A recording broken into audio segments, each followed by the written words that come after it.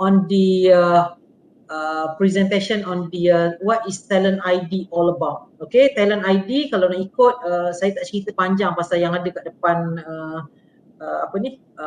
yang ada kat depan saya ni, cuma apa yang you nampak screen kan, saya tak boleh view this one, nampak tak screen? Nampak okay, Alhamdulillah. Kalau nak ikutkan, mana-mana negara pun selalu cakap punca kekurangan atlet di peringkat akar umbi di peringkat nasional ni because of tak ada program talent ID.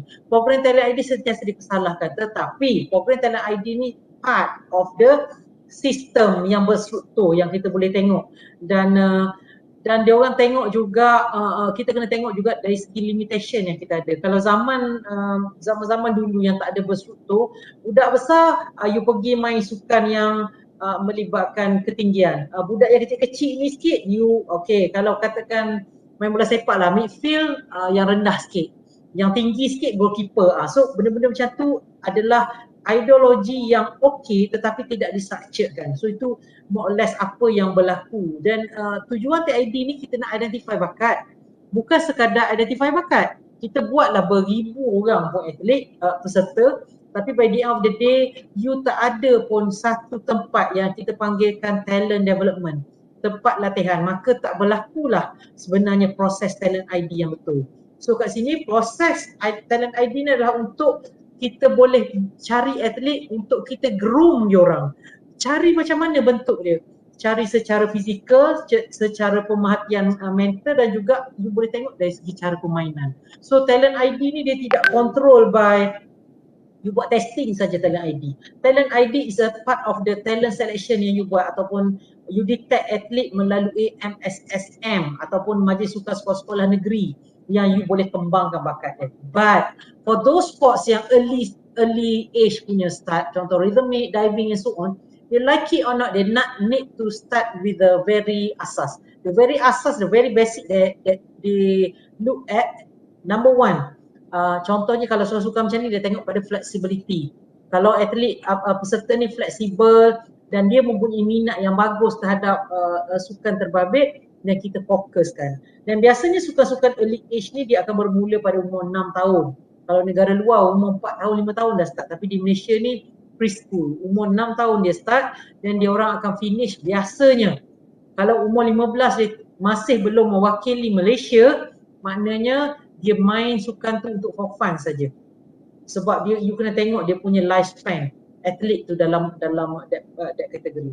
So dalam erti kata on the talent ID, secara amnya kita ada TID asas, kita ada intermediate TID, dan kita juga ada TID akhir. Semua ini disokong melalui talent development. Biasanya TID asas ni kita bagi masa antara 1 hingga 6 bulan untuk kita tengok ada improvement tak. So bila dia berada di pertengahan antara 1 hingga 3 tahun, kita akan break up dia punya intermediate physical fitness. Contohnya macam coach bola sepak kata tadi, dia dah berada di intermediate, bererti dia orang coach dah buat intermediate testing sama ada atlet ni benar-benar look forward untuk jadi pemain bola sepak, ataupun dia cakap alah I main for fun je, I discontinue, I want to have another, or I want to transfer myself, ataupun you boleh transfer atlet ni mungkin ke channel yang lain, sukan yang lain. So itu salah satu elemen. Tujuan TID pertengahan ni berlaku ataupun intermediate TID ni berlaku supaya coach tidak salah tumpuan.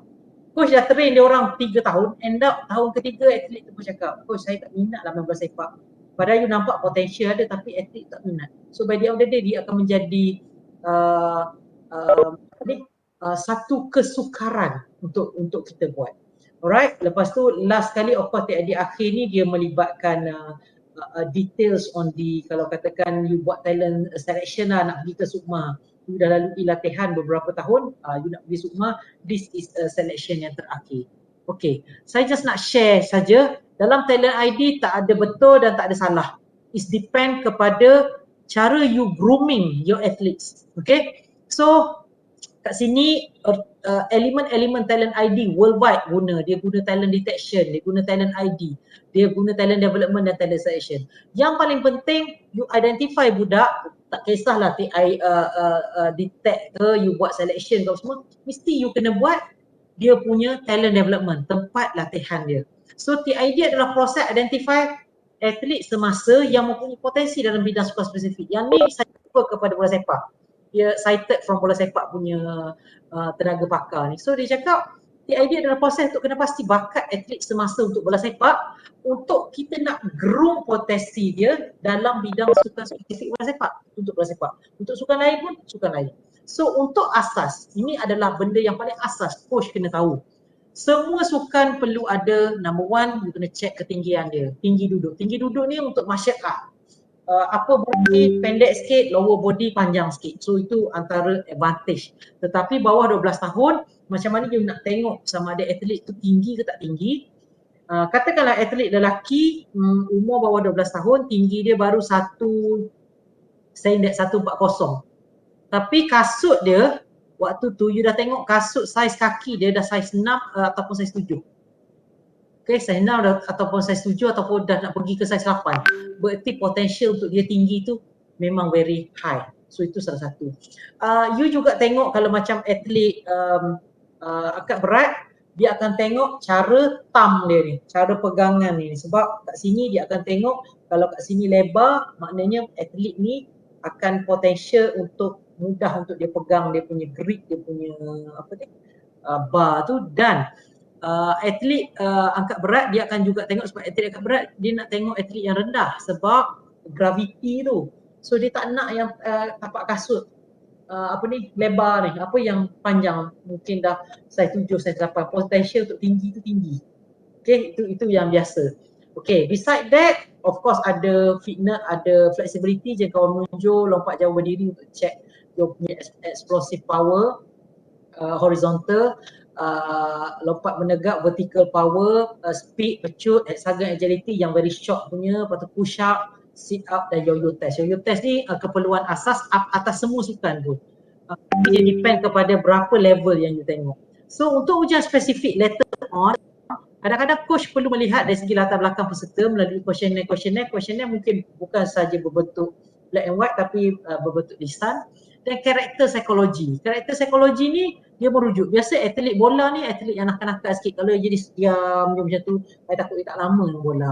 Biasa yang jenis diam, relax, steady tu adalah atlet memanah. Dia ada karakter-karakter. Sama juga dengan morphological body. Kalau atlet memanah, body dia broad sikit sebab dia guna lebih pada upper body. Kalau rhythmic gymnastic, of course slim, sleek dan muka mesti cantik. Dulu coach Petrina selalu cakap, kita kena cari, betul tak Amy? Kita kena cari atlet yang cantik. So bersama-sama kita ada Amy Kwan yang cantik. So that's why dia menang banyak pingat. Itu salah satu elemen lah. Beside the sub elemen yang lain. Okay, lepas tu you kena tengok on the penilaian anthropometric berat. Takkanlah atlet 100 kilo you nak suruh jadi sprinter, tak boleh. Tapi atlet 100 kilo mungkin you boleh jadi atlet rugby yang muscular, speed endurance dia very good. You boleh tengok atlet-atlet dari Tonga, dari Samoa, semua body macam tu tapi dia punya lari kalah atlet ni, kalah atlet sprinter. So itu kelebihan dia orang. Of course beside that the technical dan statistik mesh analysis yang you boleh tengok sendiri dan simulation pertandingan.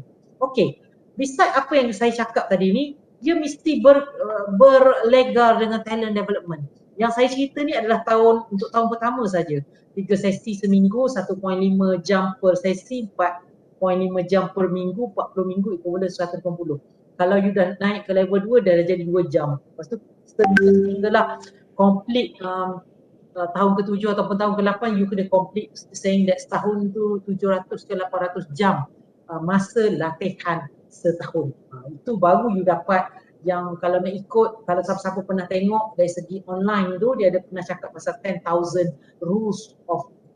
hours of rules untuk menjadikan seorang atlet mewakili negara sahaja. Belum pergi Olimpik lagi tu, wakil negara saja. So this is long term athletes development. Alright, atlet ni dia ada TID ni dia ada 3 karakter utama lah. Of course setiap benda yang you nak buat you kena ada komponen kecergasan dan apa signifikan kepada sukan you. You jangan buat see and reach test kepada atlet wushu, rhythmic and so on. No significant, tak ada different apa pun pada mereka. Cuma you tengok atlet yang kat sini ni, dia dah start nak buat bridge ataupun dia nak buat antara chest to chest. So ini adalah difficulty mengikut level sukan. Dan genetik dan DNA di Malaysia kita tak tengok secara check blood ke whatever. Kita tengok dari segi mak ayah punya ketinggian, nenek punya ketinggian and so on.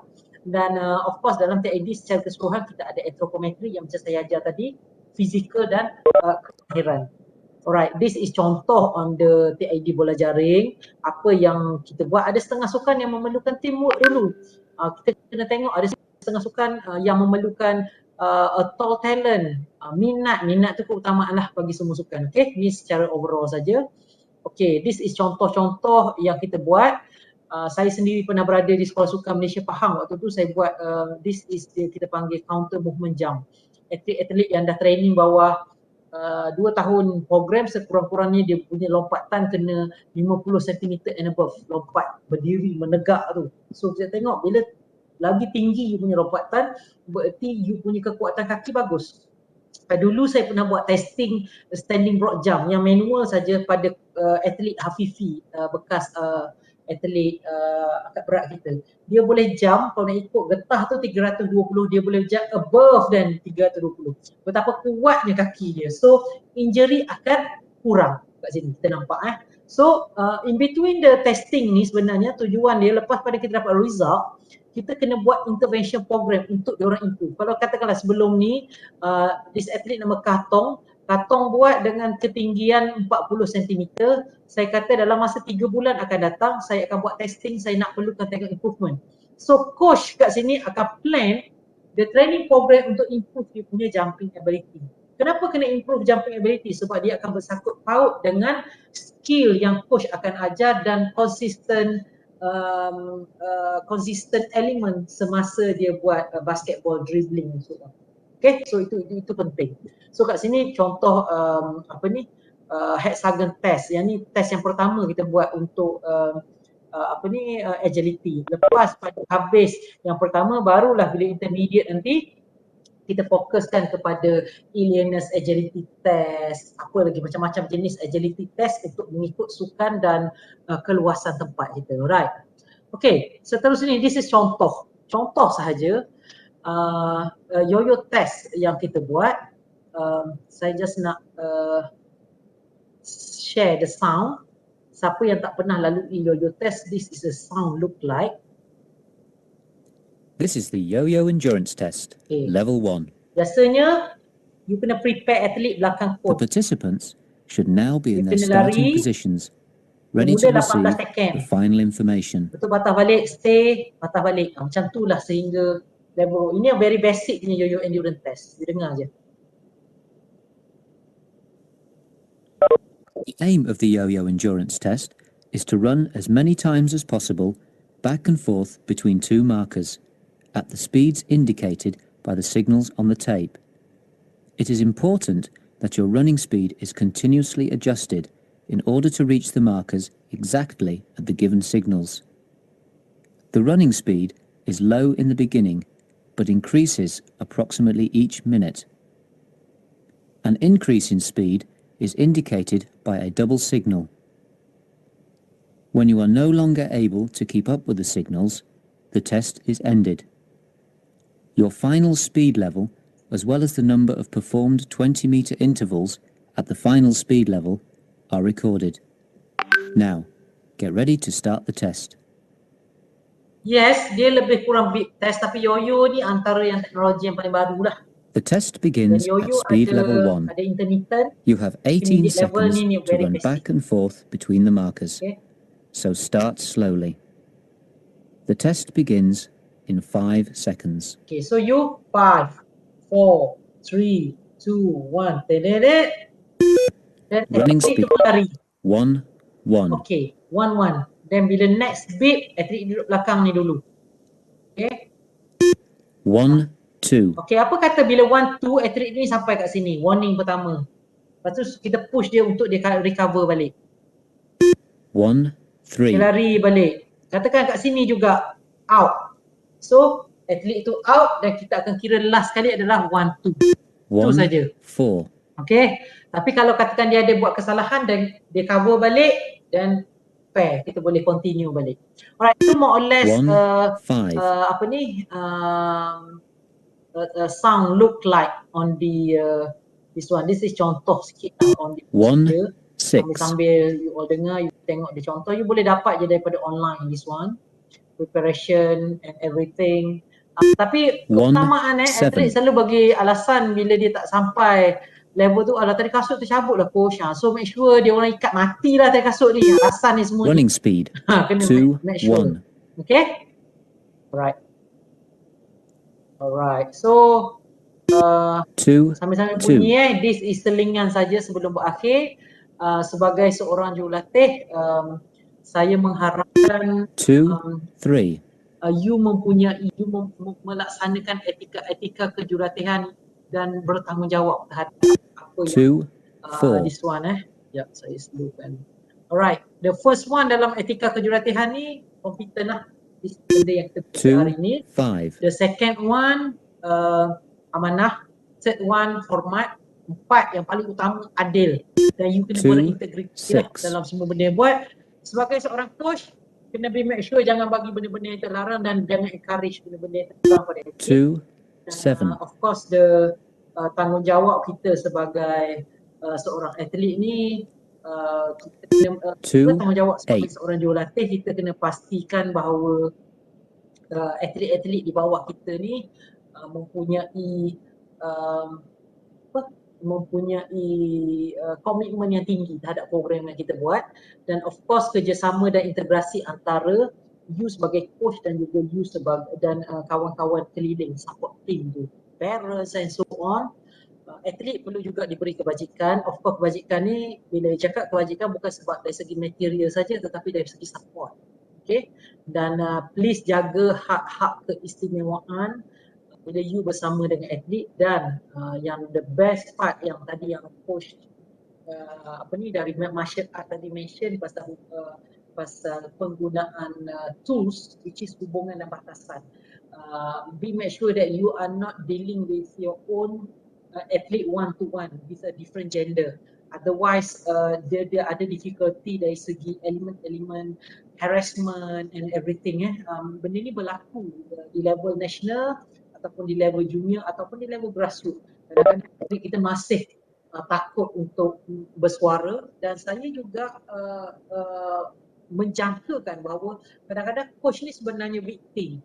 Okay, victim. So kat sini kalau coach lelaki kena extra careful, maknanya you mungkin kena ada 2 orang coach ataupun you bukan train athlete one to one. Okay, banyak case yang berlaku, saya sendiri pun ada pengalaman kawan saya bagi tahu, dia hanya massage athlete lelaki. Tapi atlet lelaki tu kata dia diganggu, sedangkan benda tu benda biasa. But this is benda-benda yang do and don'ts sebagai seorang jurulatih untuk kita highlight. Okay, saya rasa sehingga sini saja saya punya presentation today.